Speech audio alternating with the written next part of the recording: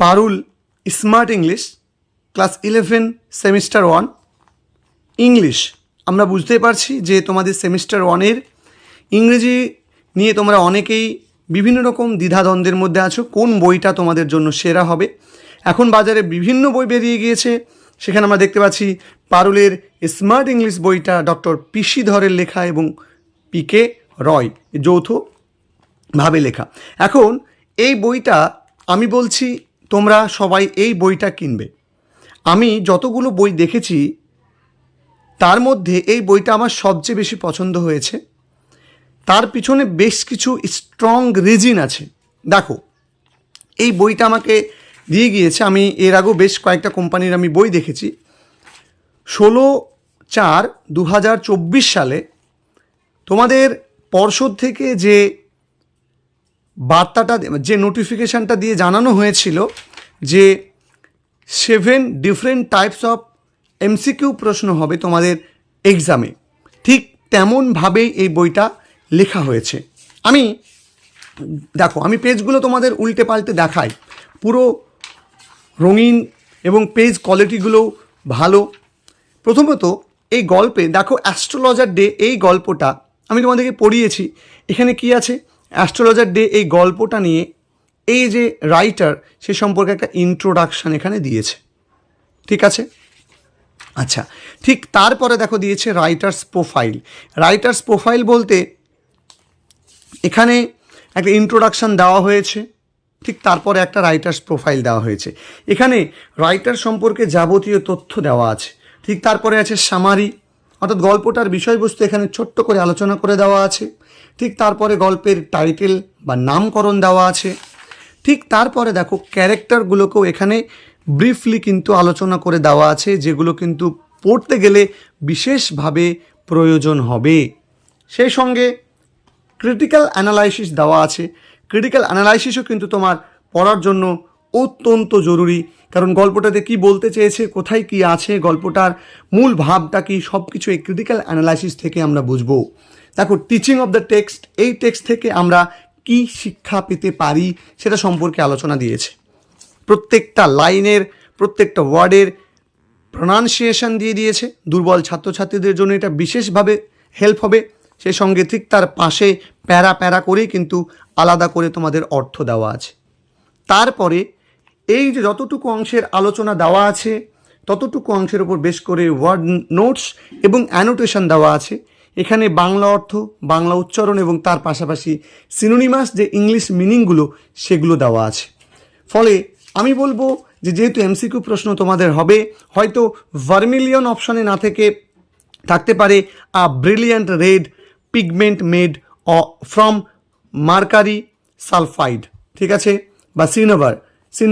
এই যে জায়গাটা, এরকম করেও কিন্তু তোমার পরীক্ষাতে কিন্তু এমসিকিউ সেট আপ হতে পারে।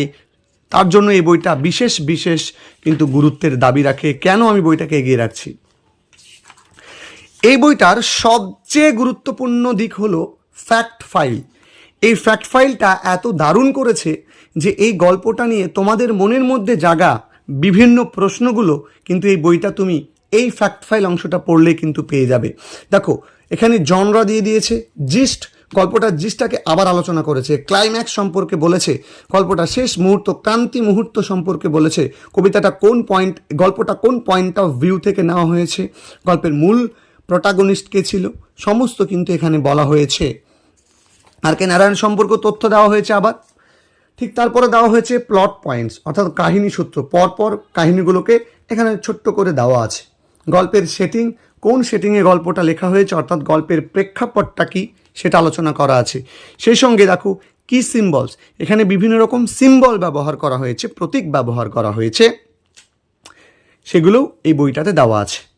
সেই সঙ্গে দেখো কি থিমস, এই গল্পটার মূল থিম কি, এই গল্পটা কোন বিষয়বস্তুর উপরে গুরুত্ব দেওয়া হয়েছে বা কোন বিষয়বস্তু এখানে প্রকাশ পেয়েছে গল্পটার, সেইটা কিন্তু এখানে দিয়ে দিয়েছে। ঠিক তারপর এখানে গল্পটার জন্য নিউমেরিক্যালস যে ডিটেলস সেটা এখানে দিয়ে দিয়েছে। দেখো, এখানে বিভিন্ন রকম কিন্তু তথ্য দিয়ে দিয়েছে। এইটুকু পড়লে এই গল্পটা সম্পর্কে যাবতীয় তথ্য তুমি জেনে যাবে। সে সঙ্গে এই গল্পটা পড়লে যারা ভালো ছাত্র, যারা খুবই ভালো ছাত্র, যাদের শিক্ষক না হলেও হয়ে যাবে, তারা কিন্তু এই বইটা পড়লে তোমাদের কিন্তু প্রাইভেট টিউটরের কাছেও যাওয়ার প্রয়োজন হবে না যারা ভালো ছাত্র। এরপরে সবচেয়ে গুরুত্বপূর্ণ ব্যাপার যেটা, সেটা হলো যে এই বইয়ে 16/4/2024 সালে বোর্ড প্রদত্ত নোটিফিকেশানে যে কোশ্চেন প্যাটার্নের কথা বলা হয়েছিল সেই কোশ্চেন প্যাটার্ন মেনে এই গল্পটা লেখা হয়েছে, মানে এখানকার প্রশ্নগুলোকে সেট আপ করা হয়েছে। দেখো, answer the question, choose the correct options to answer the following question, এবং দেখো দিয়ে দিয়েছে where from is taken the story and astrologer day. কী ধরনের প্রশ্ন না, তো ইনফরমেটিভ প্রশ্ন, আনসার মালগুডি ডেজ। তাহলে এটা কিন্তু খুবই গুরুত্বপূর্ণ, কী ধরনের প্রশ্নের টাইপ সেটাও এখানে বলে দেওয়া হয়েছে। প্রত্যেকটা দেখো অ্যানালাইটিক্যাল মানে বিশ্লেষণধর্মী, ঠিক আছে, কম্প্রিহেনসিভ, ঠিক আছে, দেখো প্রত্যেকটা কিন্তু এখানে বলে দেওয়া আছে, ঠিক আছে। দেখো এইরকম প্রশ্ন তুমি পেয়ে গেলে 60টা মতো। ঠিক তারপরে ফিল ইন দ্য ব্ল্যাঙ্কস টাইপের যে প্রশ্নগুলো বলেছিল সেই টাইপটা পেলে, ওই কোশ্চেনের নাম কী ধরনের প্রশ্ন সেটা তুমি পেলে, ঠিক আছে। প্রত্যেকটা কিন্তু পাশাপাশি বলে দিয়েছে। আমি বইটার বিশেষত্ব বলছি, প্রত্যেকটা ভেঙে ওইভাবে বলা সম্ভব নয়, তাহলে ভিডিওটা, বুক রিভিউ ভিডিওটা অনেক লেন্দি হয়ে যাবে। দেখো 55টা মতো কিন্তু fill in the blanks type দিয়েছে। অন্য বইয়ে কিন্তু এতগুলো করে এমসিকিউ কিন্তু দেওয়া নেই, মানে ফিল ইন দ্য ব্ল্যাঙ্কসের জন্য। তারপরে দেখো কলাম ম্যাচিং, যেটা খুব গুরুত্বপূর্ণ। বিভিন্ন বইয়ে কলাম ম্যাচিংগুলো খুব যে বেশি করে দিয়েছে তা নয়, এখানে 5টা মতো কলাম ম্যাচিং দিয়েছে, কারণ 1টা বা 2টো প্রশ্নই তোমাদের পরীক্ষাতে সেট আপ হবে। তুমি এই প্রশ্নগুলো করলে বুঝে যাবে কি টাইপের প্রশ্ন হতে পারে। অ্যাসারশন রিজন বা অ্যাসারশন রিজন টাইপের যে প্রশ্নগুলো, এগুলোও কিন্তু এখানে খুব গুরুত্বপূর্ণভাবে দিয়ে দিয়েছে। ডায়াগ্রাম বেসড কোশ্চেন, যেটা বিভিন্ন বইয়ে, আমি যতগুলো বই দেখলাম বেশিরভাগ বইয়ে এই অংশগুলো কিন্তু দেওয়া নেই, যেটা পারুল প্রকাশনের এই স্মার্ট ইংলিশ বইটাতে দেওয়া আছে। এরপরে rearrangement of sentences on prescribe sequence. দেখো এখানে অনেকগুলো সিকোয়েন্স বলেছে, কোনটা তোমাকে সাজাতে হবে সেটা তোমাকে, তারপরে কি হবে এরকম শূন্যস্থান দিয়েছে, বা সঠিক সিকোয়েন্সটা কি হবে, কারেক্ট সিকোয়েন্স ইজ বলে এখানে কিন্তু দিয়ে দিয়েছে। আচ্ছা, তাহলে দেখো এই যে 7 টাইপস অফ কোশ্চেন তুমি কিন্তু পাচ্ছ। দেখো ট্রু ফলস টাইপ কোশ্চেন পাচ্ছ, তারপরে কি পাচ্ছ, তারপরে তুমি পেয়ে যাচ্ছ, দেখো এখানে ট্রু ফলস টাইপের প্রশ্ন বিভিন্ন রকম দিয়ে দিয়েছে, ট্রু ফলস টাইপ। তারপরে দেখো এখানে কি দিয়েছে, কেস বেসড কোশ্চেন। দেখো কেস বেসড কোশ্চেনও কি না, তো নর্মাল দেখো ডাব্লিউএস টাইপের বিভিন্ন রকম প্রশ্ন হয়। Why was the astrologer uncomfortable, এর কারণটা কি, 4টে অপশান দেওয়া আছে, যে কোনো একটা উত্তর হবে। এইভাবে কিন্তু বইটাকে সাজানো হয়েছে। এবং দেখো আমি যদি বলি তোমাদেরকে, যেমন এখানে যেমন দেখো এই গল্পটার ক্ষেত্রে প্যারাগ্রাফ 1, প্যারাগ্রাফ 2, প্যারাগ্রাফ 3 এরকম করে কিন্তু প্রত্যেকটার একটা ফ্যাক্ট ফাইল অংশ দিয়েছে, ঠিক আছে।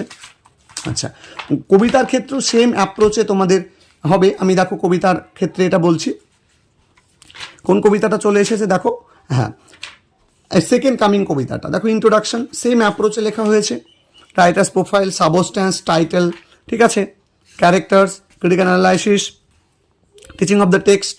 তারপর দেখো এবার কবিতাটা শুরু হচ্ছে, কবিতার বাংলা অর্থ, তার সঙ্গে অ্যানোটেশন, যেটা খুব গুরুত্বপূর্ণ। এই কবিতার ক্ষেত্রে বিশেষ করে অ্যানোটেশনটা বেশি প্রয়োজন হয়, ঠিক আছে, খুব ভালো করে দেওয়া আছে। দেখো এতক্ষণ পর্যন্ত তুমি অর্থ পড়েছো এইটুকু, কিন্তু এতগুলো তোমাকে অ্যানোটেশন কিন্তু জানতে হবে, খুব ভালো করে দেওয়া আছে। তারপরে আবার প্রত্যেকটা প্যারার আলাদা করে জিস্ট অংশ যেটা দেওয়া আছে, যেটা পড়লে তুমি গোটা গল্পটার অংশটা তোমার মাথার মধ্যে থেকে যাবে। ফ্যাক্ট ফাইল সেমভাবে লিখেছে, পোয়েম সম্পর্কে, পোয়েট সম্পর্কে, কবিতার form, structure, metre, rhyme scheme, যেটা খুব গুরুত্বপূর্ণ একটা কবিতার জন্য। কোন কনটেক্সটে লেখা হচ্ছে এটা তো জানা খুব গুরুত্বপূর্ণ, যে একটা কবিতা কোন কনটেক্সটে লেখা হচ্ছে এটা কিন্তু খুব গুরুত্বপূর্ণ, যেটা এখানে দেওয়া আছে, যেটা অন্যান্য বইতে কিন্তু নেই এই অংশগুলো। মিনিং কবিতাটা সম্পর্কে আরও তথ্য দিয়ে দিয়েছে, স্পিকার সম্পর্কে বলেছে, কবিতাটার পটভূমি বলেছে, টাইটেল বলেছে, প্রত্যেকটা স্ট্রেঞ্জার আলাদা করে সারমর্ম কিন্তু এখানে দেওয়া আছে। কী থিমস, কী কী থিম এখানে আছে সেটা বলে দিয়েছে। মিটার রাইম সম্পর্কে এখানে কিন্তু অন্তমিল সম্পর্কেও কিন্তু তথ্য কিন্তু দেওয়া আছে। ফলে কবিতাটার খুঁটিনাটি বিষয়গুলোকে একদম পুরোপুরিভাবে তুলে ধরা হয়েছে বইটার মধ্যে। আমি কোনো রকম জায়গাতে কোনো ত্রুটি পাইনি।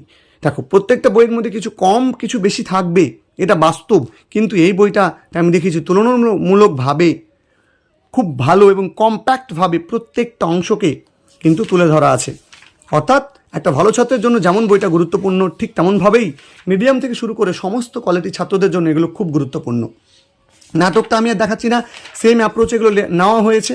তুমি দোকানে যাও, দোকানে গিয়ে নিজে পেজ উল্টে দেখো, অন্য কোম্পানির বই বের করো, তাদের দোকানদারের কাছে চাও, সেগুলো দেখো, দেখার পরে পারুল প্রকাশনীটাও দেখো, তুমি পার্থক্য নিজে বুঝে যাবে, তফাৎ দেখবে, নিজে বিচার করে কিনবে। আমি বলেছি বলেই নয়, আমি বলছি যে এটা আমার চোখে বেস্ট মনে হয়েছে, তুমি দেখো তোমার চোখেও বেস্ট লাগতে পারে, আর বেস্ট লাগলে অবশ্যই তুমি এই পারুল প্রকাশনী প্রকাশিত স্মার্ট ইংলিশ বইটাকে কিনে নিতে পারো। দেখো প্রত্যেকটা গ্রামারের ক্ষেত্রে বলি, গ্রামার সম্পর্কে একটা ব্রিফ লেকচার দেওয়া হয়েছে, ঠিক তারপরে প্রত্যেকটা টেক্সটকে বেশ করে কিন্তু এখানে প্রশ্ন দেওয়া হয়েছে। দেখো অ্যাস্ট্রোলজার ডে থেকে, ঠিক আছে, কম্পোজ আপন ওয়েস্টমিনিস্টার ব্রিজ থেকে, প্রত্যেকটা টেক্সট থেকে।